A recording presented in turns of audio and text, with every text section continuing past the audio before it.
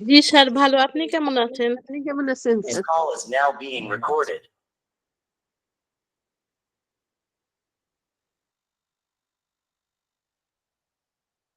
Good evening.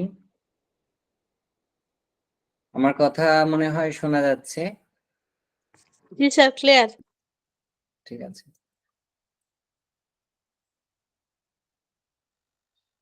আমি doctor Gopesh চন্দ্র রায়, HD homeo medical একাডেমির পক্ষ থেকে আপনাদের সকলকে জানাচ্ছি আমার আজকের ক্লাসে স্বাগতম ও অভিনন্দন জানাচ্ছি। আজকের আলোচনার বিষয় অ্যানাপ্লেশিয়া ও মেটাপ্লেশিয়া, এবং এই আলোচনাটার পরে আমি নিউপ্লেশিয়া শ্রেণীবিভাগ, বিনাইন টিউমার এবং ম্যালিগন্যান্ট টিউমার সম্পর্কে আজকে আলোচনা করব। এখন অ্যানাপ্লেশিয়া সম্পর্কে কিন্তু আমি এর আগের ক্লাসেও আপনাদের এই বিষয় নিয়ে আলোচনা করেছিলাম। তো আমার মনে হয় আপনাদের কারো কি কিছু মনে আছে? থাকলে আপনারা একটু বলতে পারেন অ্যানাপ্লেশিয়া বিষয়টা কি। এখানে ছবিটা দেখে কিছু যদি বুঝতে পারেন বলেন, না হলে আমি বর্ণনা করছি। স্যার, অ্যানাপ্লেসিয়াটা হচ্ছে একটা কলার পূর্ণ মানে গঠন বা কোষ বিভাগ বা পশ্চাৎগামী ক্রমবিকাশের মাধ্যমে অগ্রসর হয় এবং রূপান্তরিত হয়ে সেটাকে হচ্ছে আদি কোষ রূপান্তর বা অ্যানাপ্লাসিয়া বলা হয়। এটার কোষ মধ্যস্থ বা কোষের কাঠামোগত গঠন মানে সম্পূর্ণ পরিবর্তন করে থাকে। ধন্যবাদ। খুব সুন্দর, আপনি বর্ণনাটা বেশ ভালোই করেছেন। অ্যাকচুয়ালি আমাদের মূল বিষয়টা বুঝতে হবে যে এখানে অ্যানাপ্লেশিয়া, এই যে ছবিটা দেখা যাচ্ছে না, এটা অ্যানাপ্লেশিয়া, এই যে এটা অ্যানাপ্লেশিয়া। এখন এই বিষয়টা আমরা কিভাবে বুঝবো বা কোষের পার্থক্য কি রয়েছে?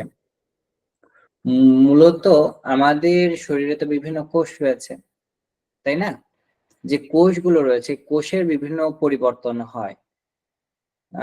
সেই যে পরিবর্তনগুলো আছে, আকার আকৃতির যে তারতম্য ঘটে, এই তারতম্য ঘটার কারণে বিভিন্ন ধরনের আমরা নামকরণ রয়েছে, যে অস্বাভাবিক যে রূপের যে পরিবর্তনটা হচ্ছে, এর মধ্যে দেখা যাচ্ছে হাইপার ক্রোমেটিজম। আপনার ওইটা হচ্ছে কি, এখানে দেখেন হাইপার ক্রোমেটিজম, এখানে কি খুব অন্ধকার মানে কালো, এই পাশে থেকে এটা কালো বেশি মনে হচ্ছে না?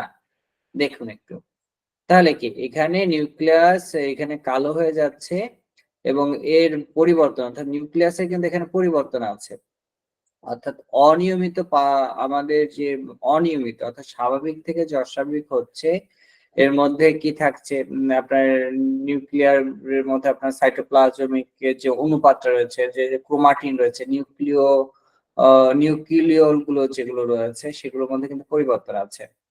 তো এর মধ্যে আরো কিছু জিনিস আমাদেরকে খেয়াল করতে হবে, বিশেষ করে মাইটোসিস প্রক্রিয়া যে আমাদের কোষ বিভাজন হয়, তো এই মাইটোসিস এর মধ্যেও কিন্তু কিছু গুরুত্বপূর্ণ পরিবর্তন দেখা যায়, সেটা কিন্তু স্বাভাবিক থেকে অস্বাভাবিক থাকে।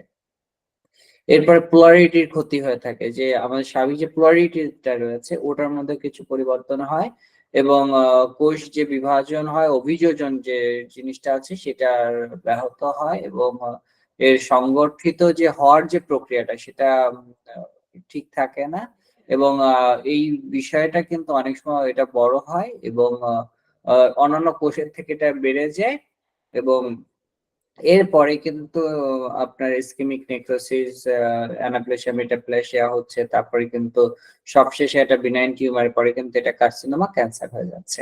এই হচ্ছে মূল ব্যাপারটা। এখন অ্যানাপ্লেশিয়া হলো কোষগুলোতে অস্বাভাবিক পরিবর্তন, যে ক্যান্সার পূর্বসূরি হতে পারে। তাহলে আমি এখানে এখানে মূলত পরিবর্তন কি কোষের আকার আকৃতি চেহারা প্রভাবিত করতে পারে। আর এর যে কারণ, বিভিন্ন কারণের মধ্যে আমরা সবসময় এটা বলে থাকি জিনগত পরিবর্তন, এটা জেনেটিক্যালি কিছু কজ থাকতে পারে, সংক্রমণ হতে পারে, রাসায়নিক বিভিন্ন বিষয়ের আপনার হতে পারে। এখন এইটার জন্য হচ্ছে সার্ভিক্যাল ইন্ট্রাএপিথেলিয়াল নিওপ্লেসিয়া, বা এটা অ্যানাপ্লেশিয়ার মধ্যে একটা উদাহরণ হিসেবে দেখা যায়, জরায়ু মুখের কোষগুলো অস্বাভাবিক পরিবর্তন হয়েছে। তো এই বিষয়টা কিন্তু আমরা যখন জরায়ু মুখে আপনার কোনো রোগ হচ্ছে বা সার্ভিক্সে কোনো প্রবলেম হচ্ছে, তখন কিন্তু আমরা এটার জন্য তারা বিভিন্ন লক্ষণ দেখা যায়। কিন্তু এই লক্ষণটা তার শারীরিক ও মানসিক যে পরিবর্তনগুলো হয় সেটা আমরা গ্রহণ করি, কিন্তু প্যাথোলজিক্যাল যে রূপটা সেটা কিন্তু এই জায়গায় দেখেন, এই যে আপনার কালো যে অংশটা দেখেন, এটা হচ্ছে অ্যানাপ্লেশিয়া, এইটা হচ্ছে অ্যানাপ্লেশিয়া, তারপরে এখানে রয়েছে, অর্থাৎ এই বিষয়টা রয়েছে। তো এই যে পরিবর্তনগুলো আবার এখানে রয়েছে, এইখানে কিন্তু আরো বেশ কিছু পরিবর্তন আছে। আহ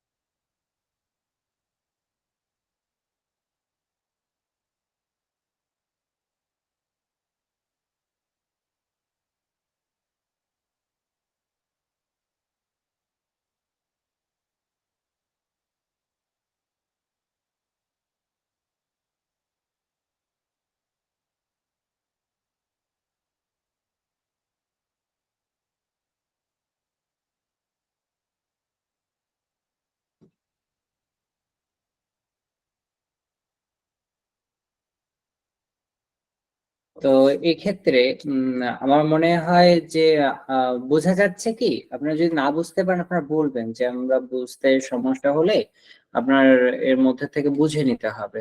তারপরে অ্যানাপ্লেশিয়া যদি আমরা ইংরেজিতে যদি চিন্তা করি তাহলে কি হচ্ছে, এখানে যে সেল, সেই সেলের মধ্যে কিন্তু আমাদের যে কোয়ালিটিভ যে অল্টারনেশন থাকতেছে সেটার মধ্যে কিন্তু পরিবর্তন হচ্ছে।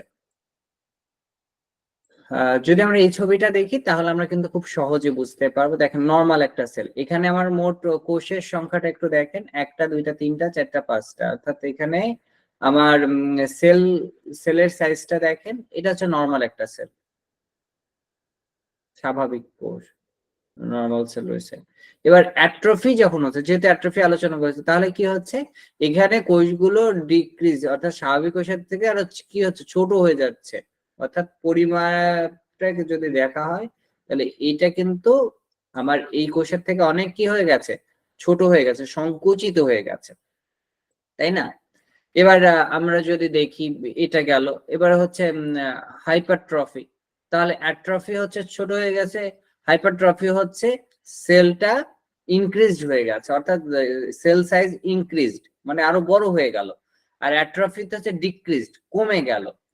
হাইপারপ্লাসিয়াতে কি হচ্ছে, হাইপারপ্লাসিয়াতে আপনার শুধু ইনক্রিজড হচ্ছে না, আপনার সেলের সাথে কি হচ্ছে, আরো সেল নাম্বার যুক্ত হচ্ছে। অর্থাৎ এই যে কোষগুলো ছিল, এখানে 5টা ছিল, এখানেও 5টা আছে, এখানেও 5টা আছে, কিন্তু এখানে দেখেন 5টার সাথে আরো কয়টা যুক্ত হয়েছে, 4টা যুক্ত হয়েছে। এটা হচ্ছে ইনক্রিজ সেল নাম্বার, অর্থাৎ আমার নাম্বারের পরিবর্তন হচ্ছে। কিন্তু এর আগ পর্যন্ত হাইপারপ্লাসিয়া কিন্তু আপনার নাম্বারে কিন্তু এর আগে কিন্তু পরিবর্তন হয়নি। হ্যাঁ, আপনি হাত উঁচু করেছেন, হ্যাঁ বলুন। স্যার কার্সারটা রাইখা দেখালে মনে হয় ভালো হয়।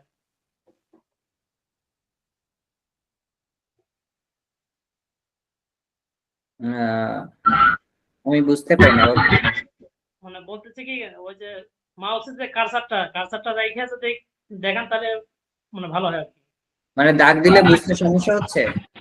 দেরিতে হইতেছে তো, তাহলে এই জন্য ওটা কার্সারটা রেখে হলে তাহলে ওটা দেখা হইতেছে, দাগটা হইতেছে, এটা। মানে এবার ভালো বোঝা যাচ্ছে, বোঝা যাচ্ছে। এবার ঠিক আছে। দাগটাও দিয়ে দেবেন, কার্সারটা রাখলে তাহলে সহজ হয় আরো একটু। ও মানে কার্সার ওখানে রাখবো, জি জি জি। বুঝতে পেরেছি। আমি বর্ণনা করছি যে এই বিষয়টা কিন্তু সহজ কিন্তু অনেক জটিল। কারণ normal cell, atrophic cell, hypertrophy, hyperplasia, anaplasia, metaplasia, dysplasia, এই প্রত্যেকটা বিষয় কিন্তু খুবই কাছের, যার কারণে আমাদের এটা বুঝতে কঠিন হয়।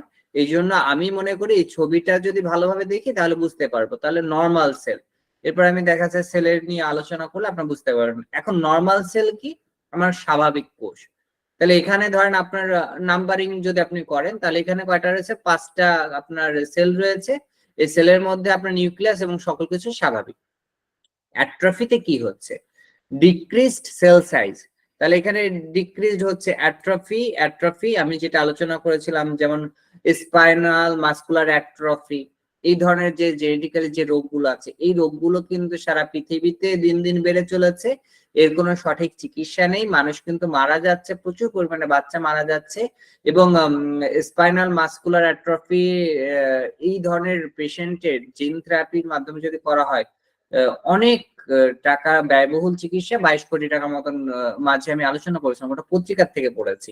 তাহলে দেখেন একটা শিশুর পিছনে এত টাকা, আপনার আমার আপনি চিন্তা করে দেখেন যে আমাদের টোটাল হোমিওপ্যাথিতে বাজেটে কিন্তু ধরেন ডাক্তারিতে এত টাকা করা হয় না, যে একটা রোগের পিছনে একটা পেশেন্টের পিছনে করা হচ্ছে। তাহলে আমাদের কাছে কিন্তু রোগীর অনেক পরিবর্তন আছে, কিন্তু সমস্যা হয় কোথায়? আমরা পরীক্ষাটা দেওয়া হয় না, যে এই পরীক্ষাটা করতে হবে, এটা দেওয়া হয় না। এই জন্য আমরা কিন্তু প্রমাণ করতে পারছি না। তাহলে আমাদের প্যাথোলজিক্যাল যদি জ্ঞানটা থাকে, আমাদের কোনটা, এই জন্য কিন্তু আমাদের মূল বিষয়টা অ্যাট্রফিতে কি হচ্ছে, সেল সাইজ ডিক্রিজ হচ্ছে, আর হাইপারট্রফিতে কি হচ্ছে, ইনক্রিজ সেল সাইজ, অর্থাৎ এখানে সাইজটা কিন্তু বড় হয়ে যাচ্ছে। অর্থাৎ আপনার নর্মাল সেল দেখেন হাইপারট্রফি, এই যে হাইপারট্রফি এইখানে হচ্ছে ইনক্রিজ সেল সাইজ, স্বাভাবিক যে সেল ছিল আমার এই যে 5টা সেল রয়েছে, এখানে কিন্তু সাইজটা আরো কি হয়েছে, বড় হয়েছে। কোষের আকার কি হয়েছে, স্বাভাবিকের চেয়ে আরো বড় হয়ে উঠেছে। এবার এই যে হাইপারপ্লাসিয়া কি হচ্ছে, এখানে কিন্তু কোষ একই নর্মাল কোষই থাকছে, কিন্তু সেল নাম্বারে পরিবর্তন হচ্ছে। অর্থাৎ এখানে দেখেন আরো 4টা বেশি সেল নাম্বারে কি হলো, পরিবর্তন হলো। তাহলে আমার এখানে সেল পরিবর্তন হচ্ছে, এই পরিবর্তনগুলো আমাদেরকে কি করতে হবে, খেয়াল করতে হবে। এরপরে কি হচ্ছে, মেটাপ্লাসিয়া কি হচ্ছে, এখানে আমার মাঝে কি হচ্ছে, সেলগুলো ছোট বড় হয়ে যাচ্ছে। অর্থাৎ এখানে আমার সেল কি হচ্ছে, একটার আরেকটার সাথে মিলে যাচ্ছে এবং কমে যাচ্ছে। আর ডিসপ্লেসিয়াতে কি হচ্ছে, ডিসঅর্ডারলি গ্রোথ, অর্থাৎ এখানে যে গ্রোথ, এখানে অনেকগুলো কোষ আছে, সেটা অস্বাভাবিক গ্রোথ হয়ে গেল। এখন এই বিষয়টা যদি আপনাকে বুঝতে হয়, তাহলে আপনাকে বুঝতে হবে কোষের আকার সম্পর্কে, অর্থাৎ সেল সম্পর্কে আপনাকে পরিপূর্ণ ধারণা রাখতে হবে। সাথে আমাদের নিউক্লিয়াস স্বাভাবিকের চেয়ে যেহেতু বড় হয়ে উঠছে, তাহলে নিউক্লিয়াসের স্বাভাবিকে কি কি থাকে সেটা জানতে হবে। আকৃতি পরিবর্তন হলে এর ক্রোমাটিন পরিবর্তন, ক্রোমাটিন তন্তুগুলোর পরিবর্তন, ক্রোমাটিনের যে ঘনত্বটা রয়েছে সেটা বৃদ্ধি পাচ্ছে। দেখেন এখানে অনেক কিন্তু ঘনত্বের পরিমাণ কিন্তু বৃদ্ধি পেল। এবার মাইটোসিস যে পরিবর্তনটা আছে, অর্থাৎ কোষগুলো যে দ্রুত বিভাজিত হচ্ছে, এটা হতে থাকে। আর মেটাপ্লাসিয়া যেহেতু এক ধরনের টিস্যু পরিবর্তন হয়, সেখানে আপনার এই দেখেন মেটাপ্লাসিয়া যে টিস্যুর আপনার দেখেন এই স্বাভাবিকের থেকে কিন্তু এই জায়গায় বেশ কিছু পরিবর্তন আমরা দেখতে পাচ্ছি। এই পাশে কোষ এবং এই পাশের কোষের সমস্যা দেখা যাচ্ছে।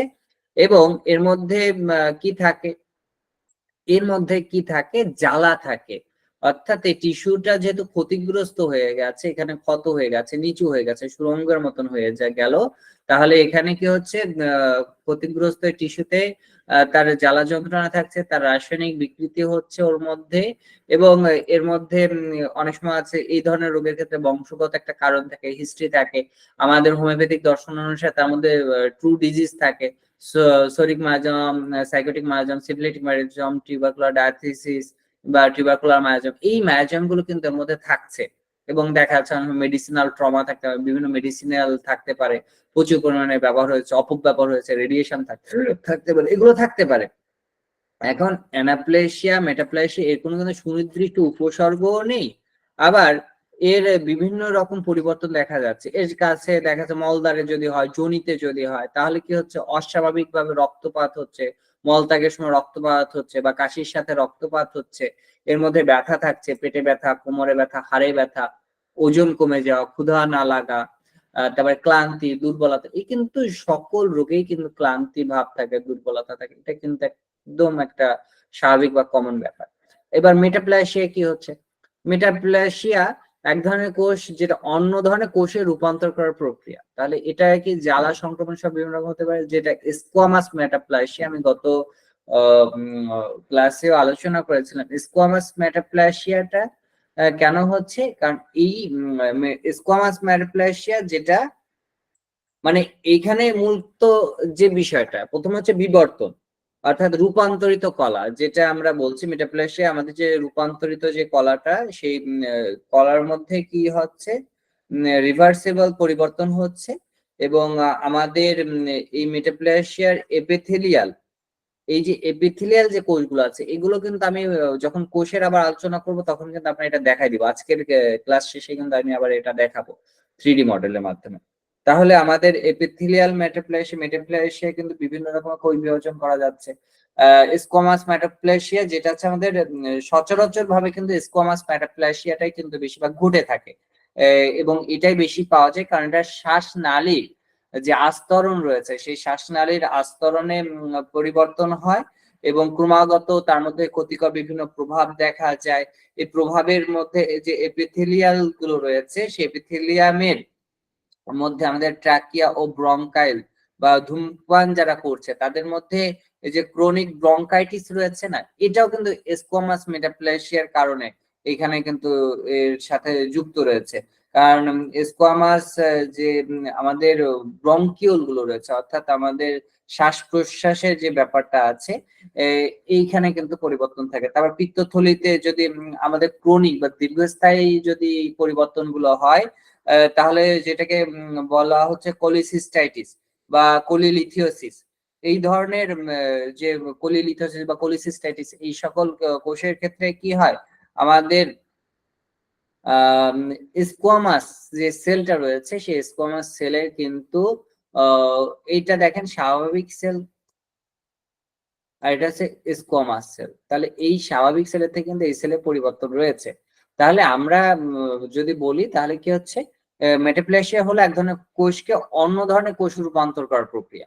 মানে একটা কোষ ছিল সেটা এই কোষের থেকে অন্য এক কোষে রূপান্তর করা হচ্ছে।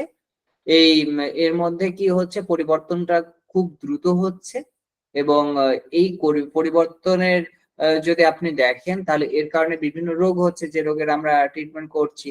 তারপরে কিডনি বা ব্লাডারে আপনার বিভিন্ন প্রকার পাথর হচ্ছে বা ক্রনিক ইনফেকশন হচ্ছে, এর মধ্যেও কিন্তু আপনার মেটাপ্লেশিয়া কিন্তু থাকছে। তারপরে কলমার মেটাপ্লেশিয়া, আমাদের এই যে মেটাপ্লেশিয়া গুলো রয়েছে, তাহলে আমাদের এই, আমি তো আপনাকে কিছুক্ষণ আগে একটা ছবিতে দেখিয়েছি যে জরায়ুমুখী, যেটাকে বলা হচ্ছে সার্ভাইকাল ইরোশন মেটাপ্লেশিয়া বা অ্যানাপ্লেশিয়ার সাথে থাকছে। তাহলে অ্যানাপ্লেশিয়া এবং মেটাপ্লেশিয়া এই দুটো কিন্তু খুবই মানে একই ধরনের, পার্থক্য কিন্তু খুব বেশি না, হালকা পার্থক্য রয়েছে। তাহলে আমাদের এই বিষয়টা আমাদেরকে খেয়াল করতে হবে। এবং এই বিষয়টার স্কোয়ামাস মেটাপ্লেশিয়া, বিশেষ করে যে কোনো দেখা যাচ্ছে মেটাপ্লেশিয়া আপনাদের যে প্যাথোলজিক্যাল বইতে এখানে কিছু কথা লেখার পরে মূলত আমাদের ট্রিটমেন্টে যেটা লাগে নর্মাল স্কোয়ামাস মেটাপ্লেশিয়া, এখানে স্কোয়ামাস কার্সিনোমা অর্থাৎ মেলিনোমা, অর্থাৎ স্কোয়ামাস মেটাপ্লেশিয়া এবং ডিসপ্লেশিয়া। তাহলে ডিসপ্লেশিয়া এবং মেটাপ্লেশিয়া যখন হচ্ছে, এইগুলো আমরা কিভাবে বুঝতে পারি, এগুলো হচ্ছে আমরা মাইক্রোস্কোপের মাধ্যমে বুঝতে পারি। মাইক্রোস্কোপিক যে পরীক্ষাগুলো আছে সেই পরীক্ষা করার পরে দেখা যাচ্ছে, আপনার পরীক্ষার পরে সেখানে দেখা যাচ্ছে কি কার্সিনোজেনোসিস মূলত খোঁজা হয় কি কার্সিনোমা, অর্থাৎ কার্সিনোজেনোসিস থাকছে। তাহলে যেটাকে বলা হচ্ছে প্রাক ক্যান্সার স্কোয়ামাস মেটাপ্লেশিয়া, অর্থাৎ ক্যান্সার হওয়ার আগের অবস্থাকে বোঝানো হচ্ছে। তাহলে ক্যান্সার হওয়ার আগের অবস্থা যদি হয়, যেটাকে বলা হয় প্রি স্কোয়ামাস সেল কার্সিনোমা। আমরা কি বলছি, প্রি স্কোয়ামাস সেল কার্সিনোমা, সংক্ষেপে লেখা হয় কি SCC, pre squamous cell carcinoma. এটা সংক্ষেপে যদি আপনি কখনো করেন তাহলে লেখা হয় SCC, অর্থাৎ আপনার এটাকে আমরা ডায়াগনোসিস করা হলে ওটা বলা হচ্ছে প্রি স্কোয়ামাস সেল কার্সিনোমা।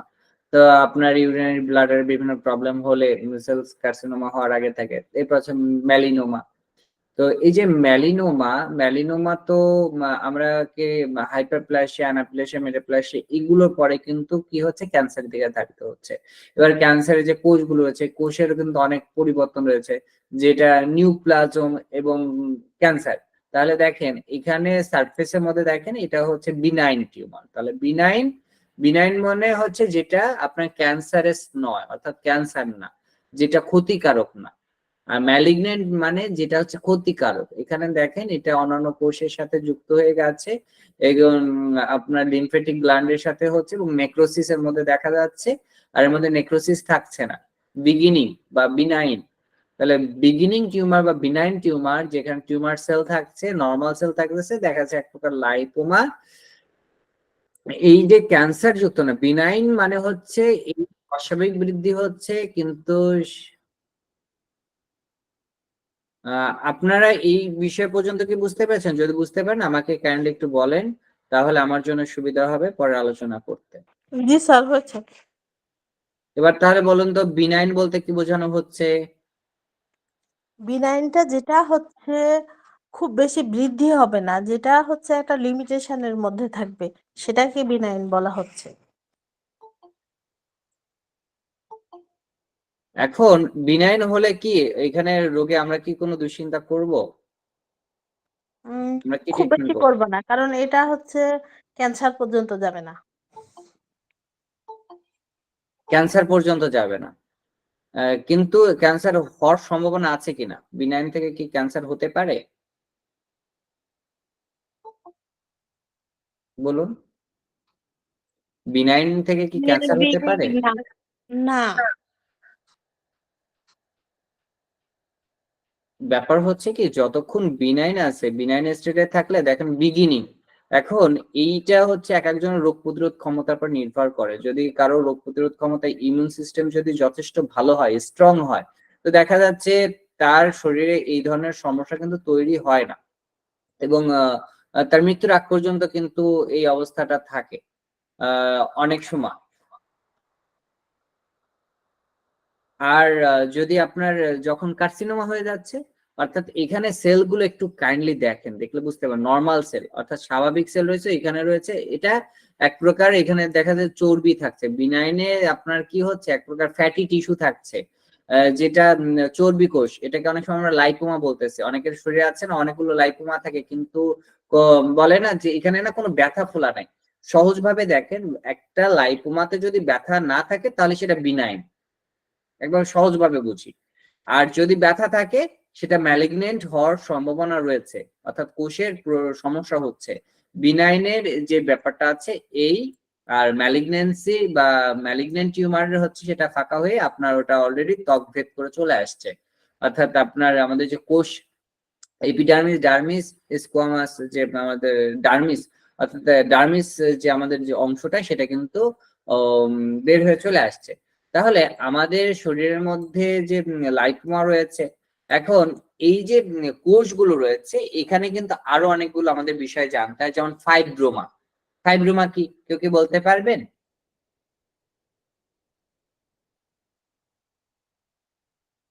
না স্যার।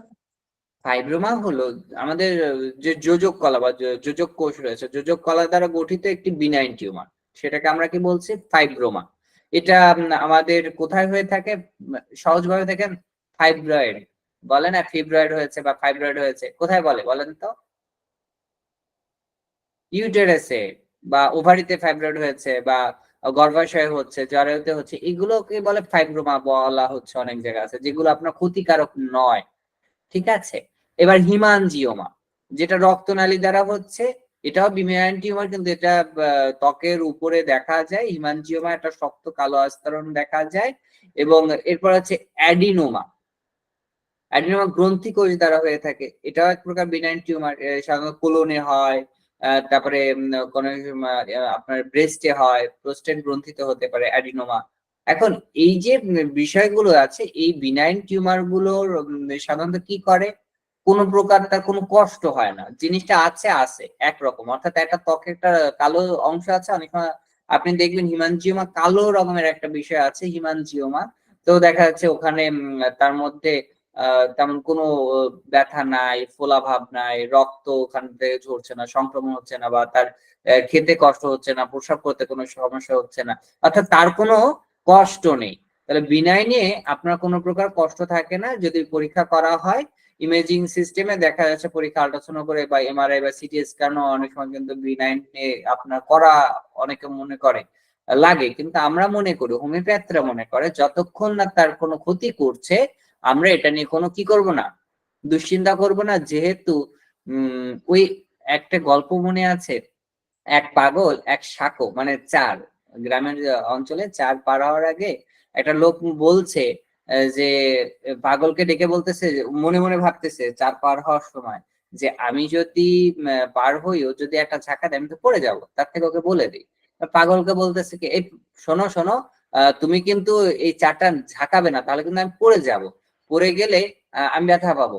এখন পাগলকে যদি বলা হয় তুমি চার নাড়াবে না, তাহলে সে কি করবে? সে তো আরো বেশি করে কি করবে, ওটা ঝাঁকাবে, কারণ ওটাই তার মজা লাগবে। তার তো এমনি মনে ছিল না। তো আমাদের যে বিনাইন টিউমার, যেটা আমরা হোমিওপ্যাথি, তো হোমিওপ্যাথ ডক্টর আছেন, আমরা বলে থাকি এই ধরনের কোনো টিউমারে আমরা কি সকল পরীক্ষার মধ্যে আমরা একটা পরীক্ষা সবসময় করতে মানা করি, সেটা কি বায়োপসি। বায়োপসি করতে মানা করি, কারণ কি আমরা বিশ্বাস করি এই বায়োপসির আগ পর্যন্ত যত পরীক্ষা আছে, বায়োপসি ছাড়া আমরা যে কোনো পরীক্ষা দিতে রাজি আছি, কিন্তু বায়োপসি করতে চাই না কেন? কারণ এটা ত্বকের ভিতরে থাকলে এই বায়োপসি করে এই কোষ যখন কাটা হচ্ছে কিন্তু ভিতর থেকে বাইরে নিয়ে আসা হয়, এবং এটা ম্যালিগনেন্ট হওয়ার জন্য খুবই আরো সহজ করে দেওয়া হলো, পথটাকে সহজ করে দেওয়া হলো, যার জন্য আমরা কি করি না, আমরা কখনোই বায়োপসি রেকমেন্ড করি না।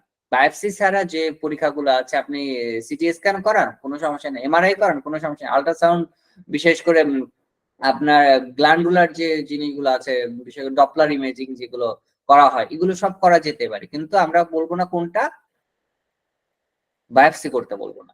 তো এইটা হলে কি হয়, বায়োপসি করলে ওই জায়গাটা যদিও বা কোষ নিয়ে আপনার সমস্যা, যদি ক্যান্সারে ধরা পড়ে তাহলে তো ওটা ম্যালিগনেন্সি চলেই গেল, আর যদি ধরা নাও পড়ে কিছুদিন পরে কিন্তু ওইখানে ক্ষত হয়ে যাবে, ওই ক্ষতটা থেকে আস্তে আস্তে মারাত্মক হয়ে যাবে, ক্যান্সারের সেল তৈরি হয়ে যায়, কার্সিনোমা হয়ে যায়, এবং বিনাইন আর তখন বিনাইন থাকে না, তখন সেটাকে বলা হয় যে সার্জারি করতে বা অন্য কোনো সমস্যা হলে তার ট্রিটমেন্ট করতেই হয়। তো এখন দেখেন, আমরা যে বললাম যে স্ক্যানিং করতে হবে, সিটি স্ক্যান করেন, তো মাথায় একটা তার ব্যথা করছে, এটা হচ্ছে নর্মাল একটা মাথা, যে মাথার মধ্যে আমরা নর্মাল ইমেজ, সেখানে কিন্তু কোনো সমস্যা নেই, এখানে কিন্তু কোনো সমস্যা নেই। আপনি দেখেন এই যে বিষয়ে আমাদের কোন অংশ, মস্তিষ্কের কোন অংশ, এগুলো কিন্তু আপনাদের পড়তে হবে কোথা থেকে, ফিজিওলজি অ্যানাটমি থেকে ভালো করে পড়ে নিতে হবে। এরপরে যেটুক আপনার মনে হয় যে গ্যাপ রয়েছে, সেই গ্যাপটুক আপনার কি হিসেবের মাধ্যমে পরিবর্তন মানে পূরণ করবেন, প্যাথোলজিক্যাল ক্লাসে। এবং প্যাথোলজিক্যাল ক্লাসে যাওয়া, থার্ড ইয়ারে কিন্তু প্যাথোলজিতে ওই ফার্স্ট ইয়ার সেকেন্ড ইয়ারের যে আমাদের ফিজিওলজি অ্যানাটমি আছে, এটা কিন্তু সামারাইজ রিভিশন হয়ে যায়। এই জায়গাও যদি কোনো ল্যাক থাকে, যদি কোনো জ্ঞানের কম থাকে, তখন কিন্তু আপনার সার্জারি ক্লাসের আগে ওটা কমপ্লিট করতে হবে। কারণ আপনি যখন সার্জারি অর্থাৎ শল্যবিদ্যা জেনে যাচ্ছেন, তখন কি করবেন, এই টিউমারটা আপনি হোমিওপ্যাথিক মেডিসিন দ্বারা কি করছেন, সার্জারি করে ফেলছেন। অ্যালোপ্যাথিক চিকিৎসকরা তারা ট্রিটমেন্ট করে, তাদের সার্জিক্যাল যে ইনস্ট্রুমেন্ট আছে সেটা ব্যবহার করে সার্জারি করে। আপনি একজন হোমিওপ্যাথিক ফিজিশিয়ান, প্রত্যেক হোমিওপ্যাথিক ফিজিশিয়ান এক একজন সার্জন, এবং তারা সার্জারি করে ওষুধের দ্বারা, এবং সেই ওষুধের দ্বারা সার্জারি করলে কোনো প্রকার কোনো চিহ্ন থাকে না। তাহলে এখানে দেখেন বিনাইন টিউমারের একটা ইমেজ, এটা হচ্ছে বিনাইন পজিশন একটা বিষয় রয়েছে, এবং এটা তেমন ক্ষতিকারক নয়। এবার দেখেন এই ছবিতে, দেখেন এটা এবার ক্ষতিকারক দিকে চলে গেছে, কারণ এটা ছড়ায় যাচ্ছে। কিভাবে বুঝলাম? এখানে দেখেন এই কোষে আপনার চারপাশে কিন্তু কোনো ছড়ানো অবস্থা না, এটা যা আছে একরকম রয়েছে, কিন্তু এই কোষে দেখেন এটা এবড়ো থেবড়ো হয়ে যাচ্ছে, অর্থাৎ কোষে এটা বিভিন্ন জায়গায় ছড়িয়ে যাচ্ছে, এদিকে এদিকে কিন্তু এটা ছড়িয়ে গেছে। তাহলে এই যে ম্যালিগনেন্ট হয়ে যাচ্ছে, তাহলে আমরা যখন এই শুধুমাত্র কি এতটুকু না, এখানে অনেক রক্তের পরীক্ষা রয়েছে, এর মধ্যে অনেক পরীক্ষাগুলো বাংলাদেশে হয় না, এবং কিছু কিছু ইন্ডিয়া থেকে করতে হয়, কিছু কিছু বাইরের দেশ থেকে করতে হয়। তবে আমার টোটাল আলোচনার পরে আমি চেষ্টা করব আস্তে আস্তে ধারাবাহিকভাবে আপনার কোন রোগে কি কি বিশেষ করে রক্তের কি পরীক্ষা দিতে হয়, এগুলো নিয়ে আমার বিস্তারিত আলোচনা করার ইচ্ছা আছে।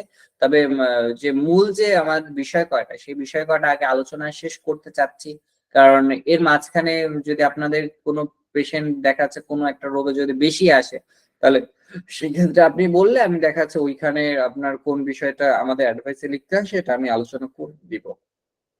যদি আপনারা এখানে এই বিষয়টা যদি বিস্তারিত মনে করেন যে এটা দরকার খুব, তাহলে সেটা আমি আলাদা লিখে দিব। তাহলে আমাদের এই যে বিনাইন হচ্ছে এটা এবং কার্সিনোমা হচ্ছে এটা, অর্থাৎ A normal, B benign, C carcinoma.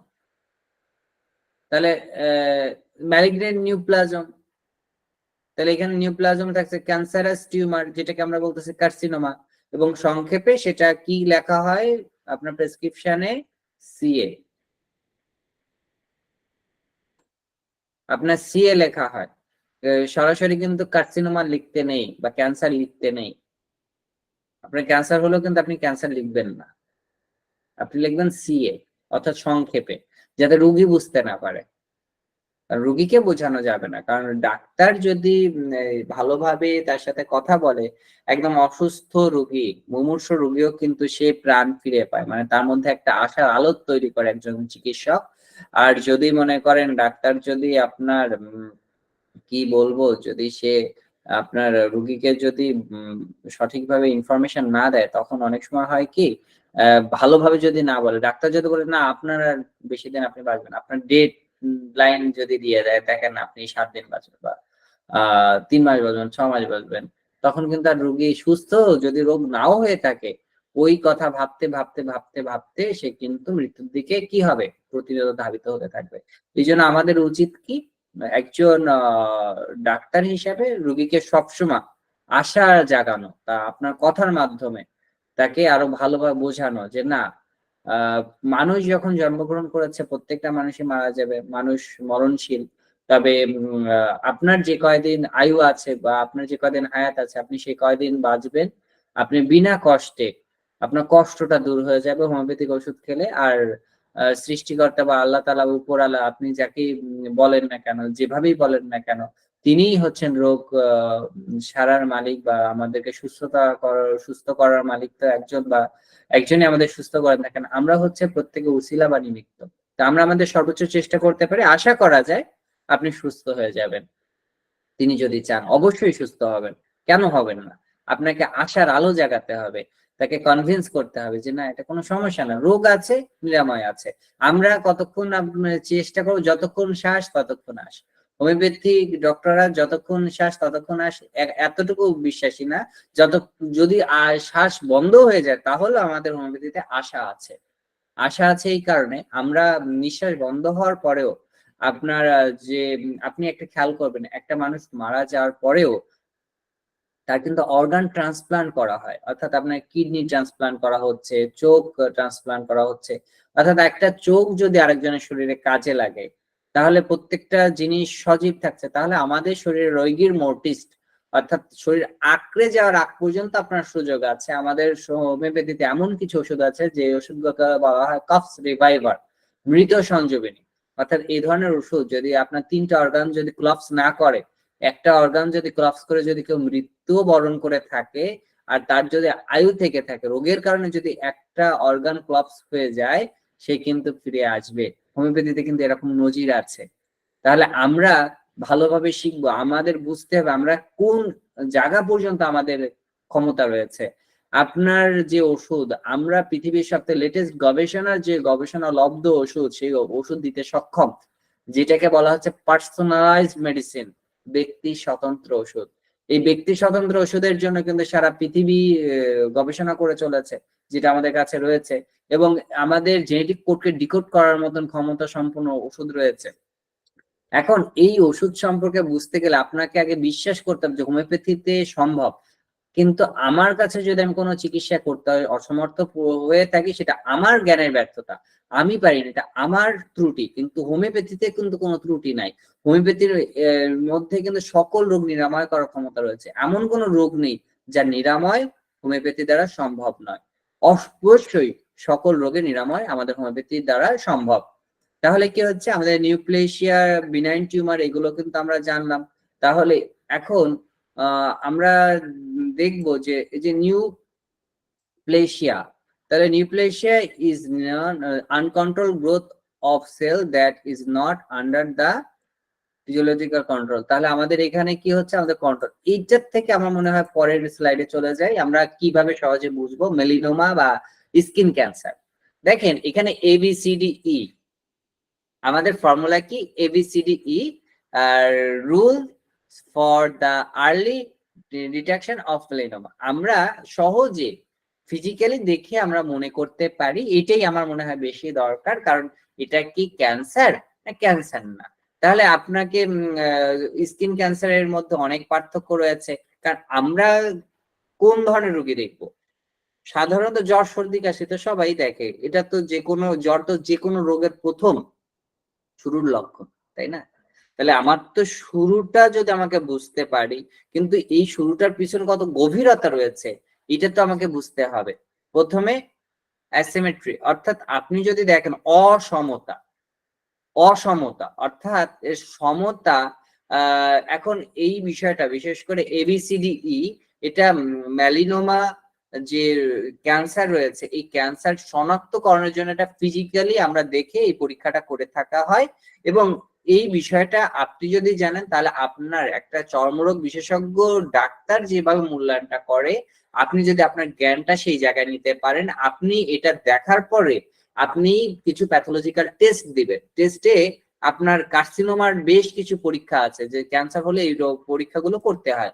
অনেক পরীক্ষা বাংলাদেশে হয় না, সমস্যা নেই। এখন থেকে আপনারা জেনে রাখবেন যে আমরা কিন্তু এমন অনেক পরীক্ষা করানো সম্ভব হবে HD হোমিও সদনের মাধ্যমে, যে পরীক্ষাগুলো সাধারণত আমাদের হোমিও ডক্টররা দিলে করা হতো না অন্যান্য প্যাথোলজিক্যাল বা ডায়াগনস্টিক সেন্টার, এখন কিন্তু সম্ভব। তো এই বিষয়ে আমরা আস্তে আস্তে আরো আলোচনা করব, কিভাবে কোন সময় কোন রোগে কোন পরীক্ষা দিব সেটাও আলোচনা করব।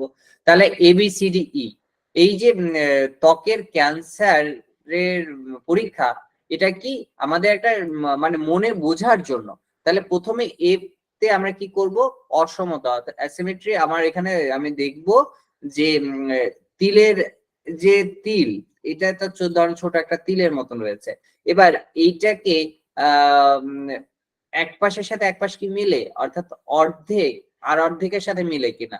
অর্থাৎ দেখেন এই সাইড আর এই সাইড এক না, কিন্তু যদি মাঝখানে আপনি দাগ দিয়ে দেই, তাহলে কিন্তু এই সাইডের সাথে এই সাইড, অর্থাৎ পুরো যদি স্কিনটা দেখেন এখান থেকে এটা কিন্তু সম্পূর্ণ একরকম নয়।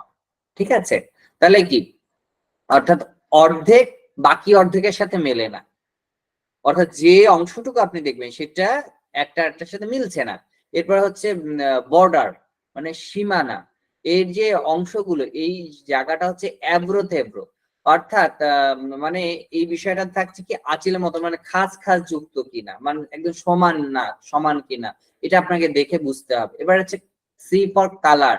এবার কালারের মধ্যে আপনি কি দেখবেন, এইটা রং কেমন, এটা কি বাদামি বেশি না কালো রঙের, না এটা লাল বেশি নীল বেশি না সাদা বেশি, এটা কিন্তু স্বাভাবিক ত্বকে দেখেন এখানে বাদামি বাদামি কিছু দাগ রয়েছে।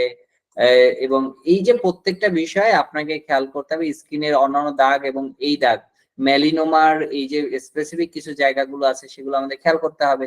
এরপরে দেখতে হবে তাহলে কালার, রং দেখলাম। এবার হচ্ছে ডায়ামিটার, ব্যাস, অর্থাৎ কতটুকু। এই কতটুকু যদি বুঝতে হয়, আপনাকে বুঝতে হবে একটা পেন্সিল, আপনি একটা পেন্সিলের পিছনে যে রাবারের যে অংশটুকু যতটুকু, ততটুকু হচ্ছে 6 মিলিমিটার। অর্থাৎ 6 মিলিমিটারের যদি বেশি হয়, তাহলে কিন্তু আমরা এটা মেলানোমা হতে পারে, আপনাকে ধরে নিতে হবে। আর সর্বশেষ কি করব, ইভলভিং, অর্থাৎ এর আমি কি করব, বিকাশ, অর্থাৎ এটা আঁচিলের মতন বা আকৃতি রং পরিবর্তন হচ্ছে, এটা কি শরীরে বিভিন্ন জায়গায় বেড়ে চলেছে। যদি বিভিন্ন জায়গায় বেড়ে চলে, তাহলে আমাকে মনেই করে নিতে হবে এটা মেলানোমা হয়েছে, কারণ স্বাভাবিক এটা ছিল না। এর সাথে তার মধ্যে কিছু দাগ বা থাকবে, বেড়ে যাবে, উদ্বেগ বাড়তে থাকবে। এরপরে আর কি হয়, এর সাথে কিন্তু আমরা কিছু পরীক্ষা দিব, পরীক্ষা না দিয়ে কিন্তু আপনি বলতে পারবেন না যেটা ক্যান্সার হয়ে গেছে। আপনি ধরে নিবেন, মানে আমরা একজন হোমিওপ্যাথ ফিজিশিয়ান, আমরা ধরে নিব এটা কার্সিনোমা। তাহলে আমরা তাকে কি বলবো, আমরা বলবো যে আপনি দেখেন এই যেহেতু রোগ হয়েছে মেলানোমা, তাহলে এটা হলে আপনাকে বিশেষ করে রোদ্রে, যারা ফর্সা রয়েছে তাদেরকে আমরা কি বলবো, রোদ্রে যাওয়া, বিশেষ করে সূর্যের আল্ট্রাভায়োলেট রশ্মি যদি তার মধ্যে যায়, তাহলে কিন্তু এটা খুবই খারাপ দিকে চলে যায়। এবং পারিবারিক ইতিহাসে শুনতে হবে যে এরকম কালো দাগ কি আপনাদের পরিবারে আর কারো ছিল কিনা বা আছে কিনা, কারণ এটার বংশগত হিস্ট্রি অবশ্যই থাকে। এরপরে আমরা যদি থাকে তাহলে সেক্ষেত্রে বলবো যে আপনি দেখেন এগুলোর ক্ষেত্রে আপনাকে বিভিন্ন ধরনের স্ক্রিনিং যে সানস্ক্রিন যে বিষয়গুলো রয়েছে সেইটা আপনি বিশেষ করে সানস্ক্রিন ক্রিম এটা ব্যবহার করতে বলবো। কেন ব্যবহার করতে বলবো? তাহলে কি হবে, ওই জায়গা থেকে তার কিছুটা প্রতিরোধ হবে। আর যদি প্রতিরোধ হয় তাহলে কি করতে পারবো আমরা, খুব সহজেই তাকে বোঝাতে সক্ষম হব। আর পরীক্ষা ছাড়া কিন্তু এই ক্ষেত্রে আপনি কখনোই কার্সিনোমা কিন্তু আপনি লিখতে পারেন না, কারণ পরীক্ষা হওয়ার পরে কিন্তু আপনি বলবেন কার্সিনোমা। সেই ক্ষেত্রে আপনার যে পরীক্ষাগুলো আছে সেগুলো করতে দিতে হবে। তারপরে আপনার ট্রিটমেন্ট যখন করবেন তখন তো আসলে সে বুঝতে পারবে, এবং আপনি পরীক্ষার রিপোর্টের পরে কিন্তু বুঝতে পারবেন। তো এবার আমি দেখাই, আমি সেলের থেকে দেখাই, তাহলে আপনি আরো সুবিধা হবে বুঝতে।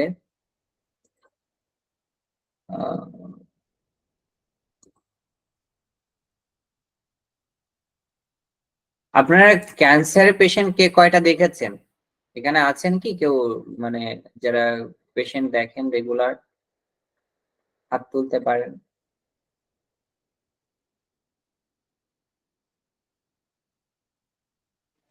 স্যার আমি স্টুডেন্ট, এখনো দেখিনি। শুধু ফ্যামিলির লোকের যখন জ্বর সর্দি কাশি হয় শুধু সেটুক দিয়েছি, বেলেডোনা, অ্যাকোনাইট, এই পর্যন্ত। ওকে, না সেই জন্য আমি আগের থেকে সব করছি না, কারণ আমাদের এখানে অনেক কিছু শেখার আছে। তো কারণ যেহেতু আপনি এখন স্টুডেন্ট আছেন, অনেকে আছে কি কোর্সটার মধ্যে কিছু কিছু আমাদের ডাক্তাররা, সিনিয়র ডক্টররাও অনেক সময় আসেন। তো তাদের জন্য এক জিনিস, আর যারা আমাদের স্টুডেন্ট রয়েছে তাদের জন্য কিছু জিনিস আমাদের খেয়াল করতে হবে। কারণ কিন্তু আমাদের মূল কথা হচ্ছে কিন্তু আমাদের শিখে নিতে হবে। যেমন এই দেখেন কোষ, তাহলে আমাদের মূলত সেলটা সমগ্র শরীরে থাকছে। তাহলে আমরা যদি সমগ্র শরীরটাকে চিন্তা করি, ধরেন এইটা হচ্ছে আমাদের মানব শরীর, এই বিষয়টাকে বুঝতে গেলে আমাদের এই যে পুরো শরীর, এই শরীরের মধ্যে আমরা কি করব, সেলকে জানবো, তাহলে কোষকে জানবো। তাহলে কোষ, এই যে শরীরটা, এটা হচ্ছে একটা ফিমেল, একটা মহিলাদের সম্পূর্ণ শরীরের একটা পুরোপুরি ডায়াগ্রাম বা সিস্টেম। তো এই সিস্টেমের মধ্যে আমি কি দেখছি, এরপরে দেখেন বোন সেল, যখন আমাদের হাড়ের সেল রয়েছে, তাহলে কোষ কিন্তু হাড়েরও রয়েছে। এবার এই বিষয়টা যদি বুঝতে হয়, সর্বপ্রথম আমাদের কিন্তু কোষ দিয়ে শুরু করতে হবে। কোষে কি থাকছে, তাহলে আমাদের শরীরের প্রত্যেকটা জায়গায় কিন্তু কোষ রয়েছে, এবং এটা আমাদের বেসিক জায়গা। অর্থাৎ বিভিন্ন ধরনের কোষ রয়েছে, প্রত্যেকটা কোষ কিন্তু আপনাকে বুঝতে হবে।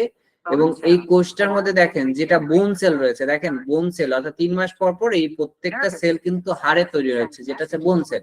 এবার নিউরনে কি হচ্ছে, আপনার মেসেজ দিচ্ছে, ইলেকট্রন ইমপ্লান্স করতেছে, অর্থাৎ একটা যাচ্ছে। বা রক্তের মধ্যে আমার সেল রয়েছে, ব্লাড সেল বলা হচ্ছে। তাহলে এই যে সেল রয়েছে, এরপরে হচ্ছে সেক্স ক্রোমোজোম রয়েছে, গ্যামেট রয়েছে, শুক্রাণু, ডিম্বাণু, এগুলো রয়েছে। এর মধ্যে কি রয়েছে, আপনার ক্রোমোজোমের মধ্যে আমাদের জেনেটিক বিষয়টা রয়েছে, অর্থাৎ বংশগত। তাহলে এই যে মাইটোসিস মিয়োসিস যে পদ্ধতিতে আমাদের কোষ বিভাজন হচ্ছে, এই বিষয়টা কিন্তু কি হবে, আমাদেরকে বুঝতে হবে। এরপরে আমরা যখন এটা বুঝলাম, এরপরে কিন্তু আমাদের সেল টাইপটা বুঝবো যে কয় প্রকার সেল। তাহলে একটা somatic cell, sex cell. Somatic সেলের মধ্যে আমাদের নিউরন সেল রয়েছে, রেড ব্লাড সেল রয়েছে, স্কেলেটাল মাসল সেল রয়েছে, অস্টিও সাইট রয়েছে, যেটা আমাদের হাড়ের কোষ তৈরি করছে। এরপরে হচ্ছে সেক্স সেলের মধ্যে রয়েছে স্পার্ম সেল, এগ সেল। ঠিক আছে, তাহলে এই সেল গেল।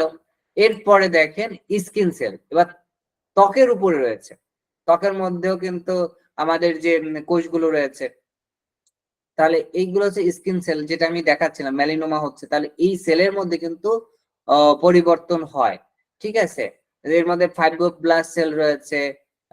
এই সেলগুলো কিন্তু আপনারা পড়ে কিন্তু আমাকে নেক্সট দিন কিন্তু বলবেন, যেহেতু এটা আমার ক্লাস কি, আমার হচ্ছে প্যাথোলজি।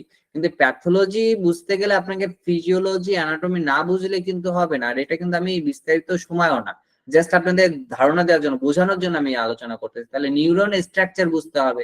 এবার নিউরন স্ট্রাকচারের আপনি যদি বর্ণনা করেন, তাহলে পরীক্ষায় আপনার ডেনড্রাইটের কোন অংশটা রয়েছে, ডেনড্রাইটের মধ্যে কি থাকতেছে, সেল বডি থাকতেছে, নিউক্লিয়াস থাকতেছে, তারপরে অ্যাক্সন থাকতেছে, তারপরে আপনার যে এই জায়গাটা থাকতেছে অ্যাকশন কতখানি দূর সেটা জানতে হবে, তারপরে টেইল, এগুলো প্রত্যেকটা আপনাদেরকে ভালোভাবে জানতে হবে। এরপরে সিএনএস বা নিউরোলজিক যে আমাদের সেলগুলো আছে সেই সম্পর্কে আপনাকে জানতে হবে। এইগুলো যদি আপনি ভালোভাবে জানেন, তারপরে function of the white blood cell, এবার ব্লাড সেলের মধ্যে কাজ কি, নিউট্রোফিল, লিম্ফোসাইট। এখন আমি যখন প্যাথোলজি আলোচনা করব, রক্তের মধ্যে আমরা কি দেখি, রক্তের মধ্যে অ্যাকচুয়ালি এই যে বিষয়টা রয়েছে, অর্থাৎ নিউট্রোফিল আছে কতটুকু, লিম্ফোসাইট আছে কতটুকু, লিম্ফোসাইটের মধ্যে আপনার বি সেল, টি সেল, আপনার ন্যাচারাল কিলার সেল, এগুলো কিন্তু সব অ্যান্টিবডি। তাহলে এই অ্যান্টিবডি কত পরিমাণে থাকলে সে সুস্থ, কত পরিমাণে না থাকলে সে অসুস্থ, এই বিষয়গুলো। ইসিনোফিল থাকতেছে, ব্যাসোফিল থাকতেছে, এই যে এক একটা উপাদান, এগুলো হচ্ছে রোগ প্রতিরোধ ক্ষমতা। মনোসাইট, এই যে মনোসাইট গুলো আছে, এখন এই বিষয়গুলো যদি আমাদের শরীরে যতটুকু থাকার দরকার তার থেকে যদি কম থাকে তাহলে একটা রোগ, যদি বেশি থাকে তাহলে আর একটা রোগ। তাহলে এই বিষয়টা কিন্তু আমরা যদি ফিজিওলজি অ্যানাটমি না জানি তাহলে কিন্তু আমি প্যাথোলজি ক্লাস নিয়ে আপনারা ভালোভাবে বুঝতে পারবেন। এই জন্য এই বিষয়টা গুলো কিন্তু আপনাদের ভালোভাবে বুঝতে হবে। যখন আমি রক্তের পরীক্ষা, যে আমি অ্যাডভাইজে যে পরীক্ষাগুলো দিচ্ছি সেই পরীক্ষাগুলো বুঝতে গেলে কিন্তু এই মাত্রাগুলো আপনাদেরকে জানতে হবে, এর কার্যকারিতা, এর কোনটার কি কাজ, এটা কিন্তু ভালোভাবে পড়ে নিতে হবে। এরপরে ধরেন rheumatoid arthritis, osteo arthritis, osteoporosis, স্কেলেটনি সিস্টেমে যখন আলোচনা হবে বা ওই ধরনের কোনো রোগ হবে, তখন সেটা বর্ণনা করতে গেলে কিন্তু অস্টিওক্লাস্ট, অস্টিওব্লাস্ট, অস্টিওসাইট, এইগুলো সম্পর্কে বিস্তারিত আপনাকে ধারণা রাখতে হবে। এরপর আছে গ্যামেট সেল বা জাইগোট। এই জাইগোটের মধ্যে স্পার্মের মধ্যে কি কি থাকছে, টেল থাকতেছে, এর প্রত্যেকটা অংশের কাজ রয়েছে, কি কি কাজ রয়েছে, এমব্রো কি, ফিটাস কি।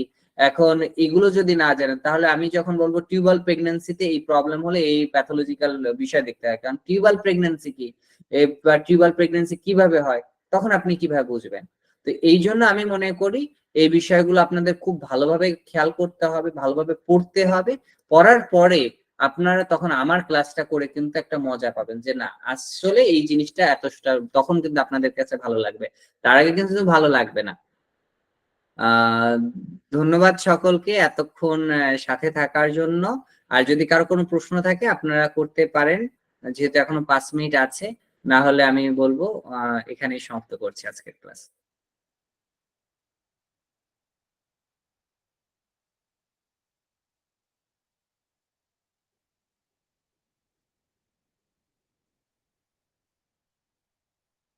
কারো কোনো প্রশ্ন নেই?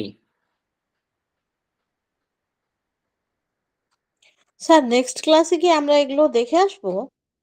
অ্যাকচুয়ালি এগুলো আপনাকে দেখতে হবে, কারণ আমি আপনাদের যখন ব্লাড টেস্ট করাবো, অর্থাৎ সিবিসি, এগুলো আস্তে আস্তে করাবো। ও আরেকটা বিষয় কিন্তু অ্যানাটমিক্যাল টার্মিনোলজি, আমার অ্যানাটমিক্যাল পজিশন, এগুলো কিন্তু আপনাদের জানতে হবে।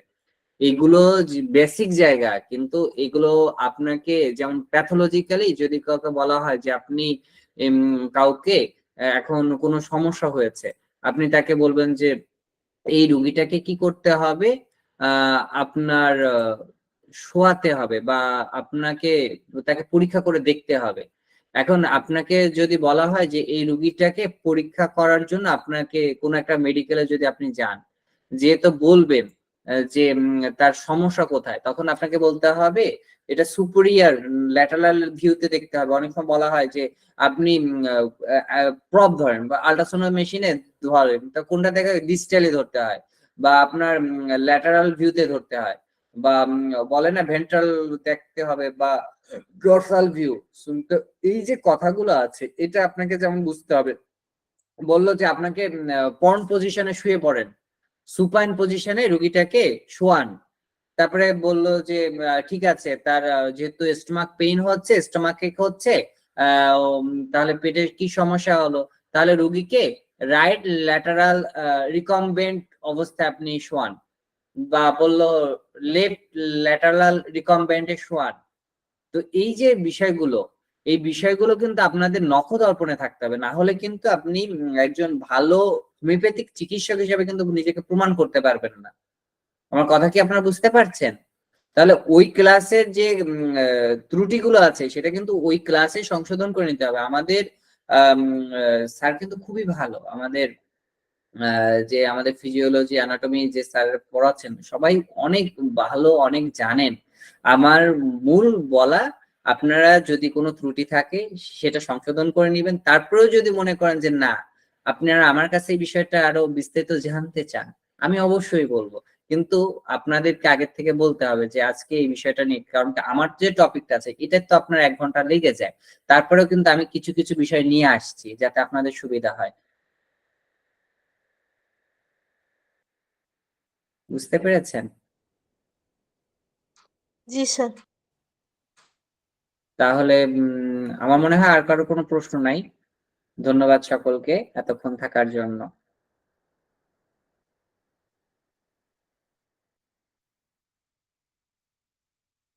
রেকর্ডিংটা অফ করে দিতে পারেন।